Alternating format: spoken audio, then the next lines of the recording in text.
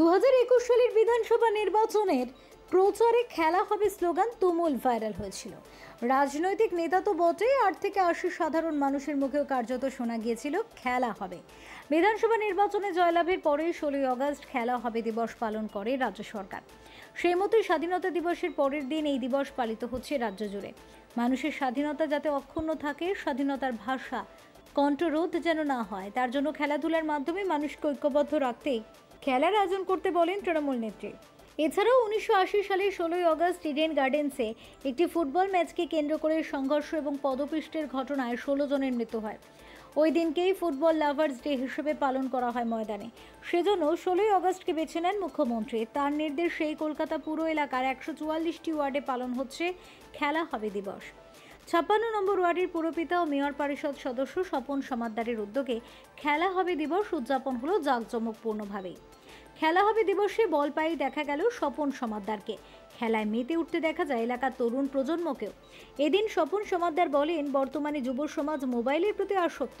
খেলাধুলোয় প্রাণ ফেরাতে ও যুব সমাজকে অবক্ষয়ের হাত থেকে বাঁচাতে মাঠে ফেরাতে তার এই উদ্যোগ। প্রত্যেক বছরই 16ই আগস্ট বাংলার মাননীয় মুখ্যমন্ত্রী মমতা বন্দ্যোপাধ্যায় খেলা হবে দিবস ঘোষণা করেছি এবং আমরা পশ্চিম বাংলার প্রতিটি প্রান্তে সমস্ত স্তরের মানুষদের নিয়ে মাঠমুখী হওয়া, মাঠে আসা, যে যেরকম খেলা ফুটবল ক্রিকেট সবাই খেলে এবং এই খেলা হবে দিবসের মধ্য দিয়েই আমাদের ভাবনা যে বয়স যার যাই হোক, এটা তো সংখ্যা মাত্র, কিন্তু মনটা সবসময় থাকবে চাঞ্চল্যে ভরা সবুজে।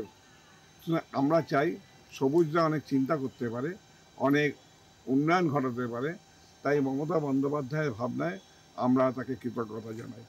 এই কারণেই জানাই যে আজকে কেন্দ্রীয় সরকার যেভাবে বিভেদের রাজনীতি করছে, ধর্মে ধর্মে জাতে পাতে বাংলা ভাষার উপর বিভিন্নভাবে বিভেদ সৃষ্টি করার চেষ্টা করছে, কিন্তু এই খেলাধুলার মধ্য দিয়ে আমার মনে হয় সম্প্রীতির বন্ধন সুদৃঢ় হয়, আমাদের ভাব বিনিময় হয়, একটা মানুষের একটা চারিত্রিক গঠন তৈরি হয়।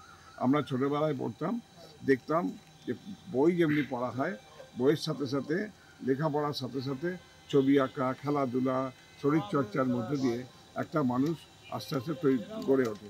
তা মমতা বন্দ্যোপাধ্যায় বয়স যতই হোক তারা সেই জিনিসটা ভুলে যায়নি, বয়স হলেও ভুলে যায়নি। আর আমরা 56 নম্বর ওয়ার্ডেও প্রত্যেক বছর আমরা সবাই মিলে মাঠে নামি এবং আনন্দ করতে করতে খেলাধুলা করি, আবার আমরা যে আর নিত্যানৈমিত্তিক কাজকর্মে চলে যাই। তা এই যে জিনিস, এটা আমাদের কাছে খুব বড় পাওনা।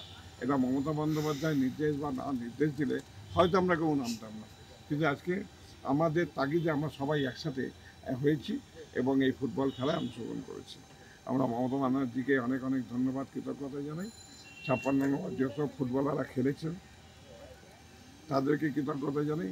আমরা খুব অল্প পরিসরে, একদিকে 14ই আগস্ট ফ্রিডম অফ মিডনাইট হয়েছে, 15ই আগস্ট হয়েছে, তারপরেই 16ই আগস্ট, আমরা ঠিক সেইভাবে গুছিয়ে উঠতে পারিনি, কিন্তু আমরা সবাই মিলে এটা মাঠে নেমেছি। আগামী দিন যদি সেরকম হয়, আরও বৃহৎ পরিসরে আরও মানুষের ইনভলভ নিয়ে আরও বড় করে এই খেলাধুলা প্রসার ঘটানো উচিত। এই ভাবনা নিয়েই আজকে আমাদের 16ই আগস্টে খেলা। ভালো লাগলো, সবার সাথে মাঠে নামলাম অনেক দিন পরে। ফুটবল মানে আমাদের কাছে একটা নস্টালজিয়া।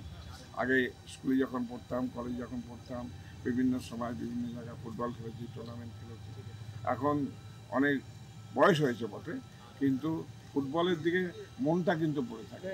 তাই ফুটবলকে ভালোবাসতে হবে। সব খেলার ছেড়ে বাঙালির ফুটবল, এটা তো আমরা জানি। এখানে তো কার না ভালো লাগে, ফুটবল খেলি আর না খেলি, কিন্তু মাঠে যেতে ভালো লাগে, আর খেলা দেখতে ভালো লাগে, আর খেলতে তো অবশ্যই ভালো লাগে। Bureau report, channel 10।